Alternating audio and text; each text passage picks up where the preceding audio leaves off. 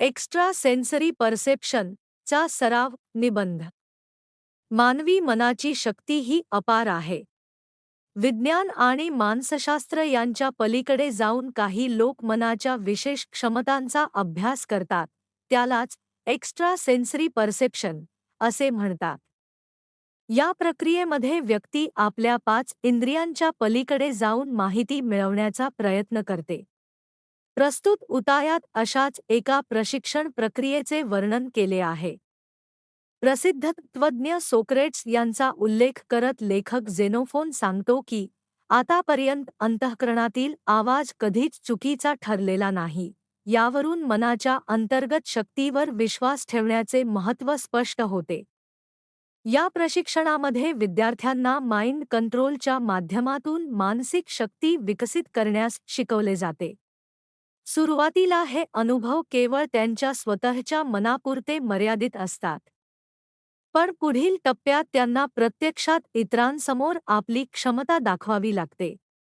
त्यामुळे वातावरणात एक प्रकारची उत्सुकता आणि थरार निर्माण होतो. या प्रक्रियेत 2 मुख्य भूमिका असतात, सायकोरिएंटॉलॉजिस्ट आणि सायकिक ऑपरेटर. सायकोरिएंटॉलॉजिस्ट हा एक व्यक्ती असतो जो एका ओळखीच्या व्यक्तीची माहिती एका कार्डवर लिहितो, जसे की नाव, वय, ठिकाण आणि त्याला असलेली एखादी शारीरिक समस्या.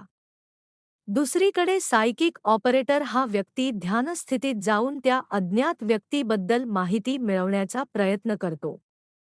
सायकिक ऑपरेटर आपल्या मनाच्या लेव्हलमध्ये जाऊन, म्हणजेच एकाग्रतेच्या विशेष अवस्थेत प्रवेश करून, त्या व्यक्तीची माहिती शोधण्याचा प्रयत्न करतो.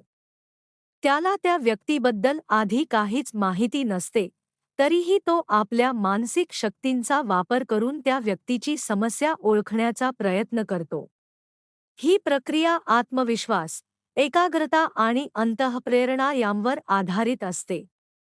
या संपूर्ण प्रशिक्षणातून एक गोष्ट स्पष्ट होते की मानवी मनामध्ये प्रचंड क्षमता दडलेली आहे. योग्य मार्गदर्शन आणि सराव केल्यास या क्षमतांचा उपयोग स्वतःच्या तसेच इतरांच्या फायद्यासाठी करता येतो. चा सराव हा केवळ एक प्रयोग नसून तो मनाच्या गूढ शक्तींचा शोध घेण्याचा एक मार्ग आहे. शेवटी आणि माइंड कंट्रोल या संकल्पना आपल्याला हे शिकवतात की आपल्या मनावर नियंत्रण ठेवून आपण आपल्या जीवनात सकारात्मक बदल घडवू शकतो. त्यामुळे या प्रकारच्या प्रशिक्षणाला आजच्या युगातही विशेष महत्त्व आहे.